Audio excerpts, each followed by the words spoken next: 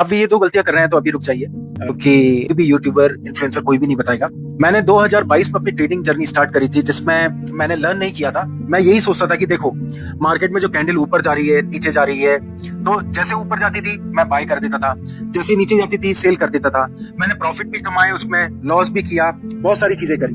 But at the end क्या result रहा? At the end मेरे पास कुछ भी नहीं रहा, मैं लॉस में ही था। तो मैंने डिसाइड किया कि भाई इस चीज में क्या मैटर करता है, क्या आपको लर्निंग करना कंपलसरी है? तो मैंने YouTube देखा, मैंने Instagram देखे, मैंने बहुत सारे चैनल में सर्च किया कि इसमें बेसिकली क्या जरूरत है जो कि हमको फोकस करना है। तो मैं लर्निंग की तरफ गया। मैंने लर्निंग में SMC सीखा। SMC सीख के मैंने खुद से ट्रेडिंग स्टार्ट करी।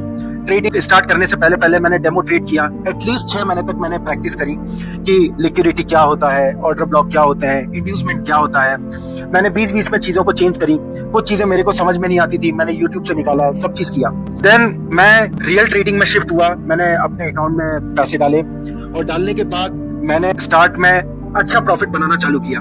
मुझे जहां भी लिक्विडिटी दिखती थी मैं लिक्विडिटी देखता था। लिक्विडिटी जैसे ही मार्केट लिक्विडिटी लेती थी, ऑर्डर ब्लॉक या फेयर वैल्यू गैप से जो भी चौक बॉस जो भी बनेगा, उसके बाद मैं अपनी ट्रेड एंट्री डालता था। बट क्या हुआ, मैंने हर दिन ट्रेड कर रहा था, करते करते मैं अच्छा प्रॉफिट बना रहा था। बनाते बनाते मेरे को जो सबसे ज्यादा प्रॉब्लम आई रिवेंज करने की। मैं रातों को नहीं सोता था, मैं रात भर ट्रेड करता था। मेरे अकाउंट में अगर प्रॉफिट दिख रहा है, जैसे सपोज मैंने अगर $200 आज बनाए, तो मैं ये डरता था कि भाई, ये लगता था मेरे को कि बस अब मैं ये 200 बनाए, अब मैं 400 बनाऊंगा, फिर 1000 बनाऊंगा, $1500 बनाऊंगा, 2000 बनाऊंगा। ऐसे करके मैं सोचने लगा और मैं रात को ट्रेड कर रहा हूँ, दिन में ट्रेड कर रहा हूँ, हर time trading trading trading trading. मेरी लाइफ पूरी हेल हो चुकी थी।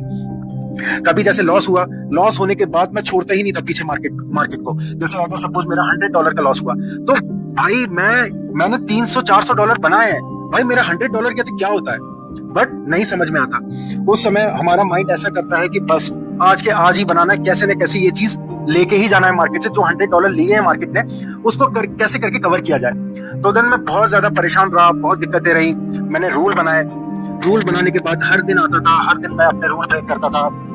मैं बहुत फेस किया रिवेंज को। तो मैंने एक दिन डिसाइड कर ही लिया था कि मैं क्या करूंगा। अब मैंने एक सेट ऑफ रूल बनाए, एक कॉपी में लिखा। लिखने के बाद मैंने ये बोला कि नहीं, अब ये मेरे लिए एक सीरियस करियर है, तो मैं इस सीरियस करियर में मेरे को सीरियस होना कंपलसरी है। मैं आज अगर ऐसे करते जाऊंगा तो मैं पूरा अकाउंट खाली कर दूंगा, मेरा घर बिक जाएगा, मेरा सब चीज बिक जाएगा।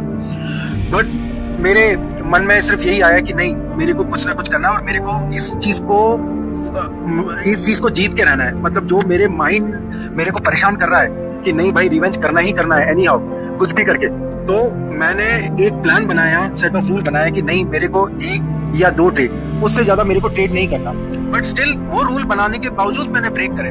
मैंने हर दिन 10 ट्रेड किया, 10 से धीरे धीरे 8 ट्रेड में आया, 8 से 7 ट्रेड में आया, फिर 5 ट्रेड में आया, फिर 4, 3, ऐसे करके एक डिक्रीजिंग ऑर्डर में सीरीज चली। उससे क्या हुआ, ये क्यों होता है? ये बेसिकली इस वजह से होता है क्योंकि हमारी जो स्ट्रेटेजी है, हम उसमें उतना ज्यादा मास्टर नहीं हो पाते।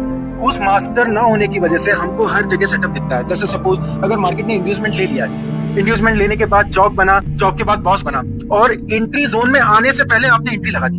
आपका एसएल डिफाइन रहता है पहले से कि हाँ भाई, मेरा 20 पिप्स है, 50 पिप्स है, जो भी XYZ। तो आप जहाँ पे अपने एसएल को लगा के रखते हो, अब वो एसएल आपका 50 पिप्स का है, तो आप क्या करोगे कि भाई मार्केट तो ऊपर जाने वाला है, मैंने जोन से ट्रेड तो ली नहीं है। भाई जो 50 पिप्स का आपका एसएल था, वो आपका 150-200 पिप का हो जाएगा। तो उस सिचुएशन में आदमी घबराता है। कैसे घबराता है? भाई उसके अकाउंट में पैसे माइनस दिखते हैं, माइनस दिखेगा तो अब क्या करेगा सिचुएशन, उसमें ये सोचेगा नहीं यार, मैं पहले कट कर देता हूँ, फिर नेक्स्ट टाइम आएगा, नेक्स्ट टाइम लूंगा।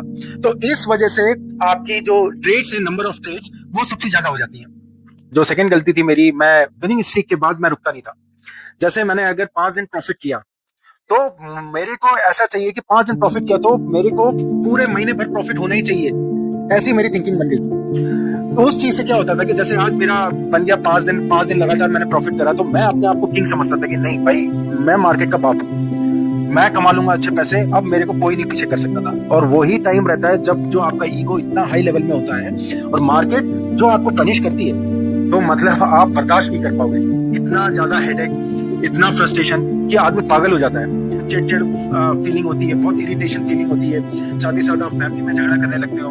बीवी बच्चे होंगे तो उससे झगड़े करोगे, घर में मम्मी पापा झगड़े करोगे, ऐसी सिचुएशन होती है। तो उस चीज को ओवरकम करने में मेरे को एटलीस्ट ये समझ लो आप कि 2 साल लग गए। अब उस चीज का सॉल्यूशन मैंने क्या निकाला कि भाई अगर आपने 5 दिन ट्रेड करी है तो कम से कम एटलीस्ट 2 दिन का ब्रेक लेना ही चाहिए, जिससे आपका माइंड रिफ्रेश हो। जो डोपामिन आपका हाई में था वो धीरे धीरे नॉर्मल में आ जाता है। नॉर्मल में आने के बाद अगर आप वापस ट्रेडिंग को चालू करोगे तो देन एक फ्रेश स्टार्टअप होगा, राइट। अब मोरल ऑफ द स्टोरी, इन 2 गलतियों से मैंने एक ही चीज सीखी है कि मार्केट को समझना आसान नहीं है, बहुत टफ है। हमको दिखता बहुत आसान है कि मार्केट ऊपर जा रहा है नीचे जा रहा है, बट वो मार्केट को समझना, उसमें साइकोलॉजी बनाना और एवरीथिंग, एटलीस्ट सबको 2 से 3 साल, किसी को 5 साल, किसी को 7 साल, सबको अलग अलग होता है। अपने आप को एक रियलिटी चेक दो और कमेंट करो रियलिटी अगर आप इस ट्रैप में फंसे हो। Thank you. तो नेक्स्ट वीडियो में मैं आपको बताऊंगा कि अपने सिस्टम को कैसे ऑटोमेटेड किया जाता है। Thank you so much.